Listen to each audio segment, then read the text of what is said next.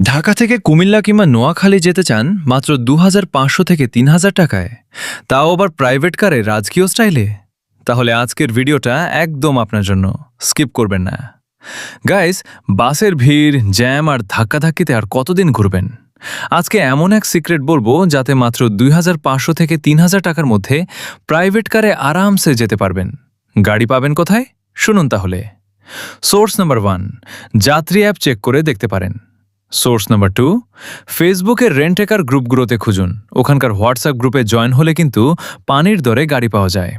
আর এত খোঁজাখুঁজির ঝামেলায় না যেতে চাইলে সরাসরি আমার সাথে যোগাযোগ করুন, আমি সব ব্যবস্থা করে দেব।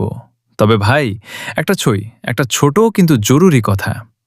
গাড়ি ভাড়া তো আমি ২৫০০ থেকে ৩০০০ টাকার মধ্যে ফিক্সড করে দেব, কিন্তু রাস্তার টোল, তেল আর পার্কিং খরচ, ওগুলো কিন্তু আপনার পকেট থেকেই যাবে।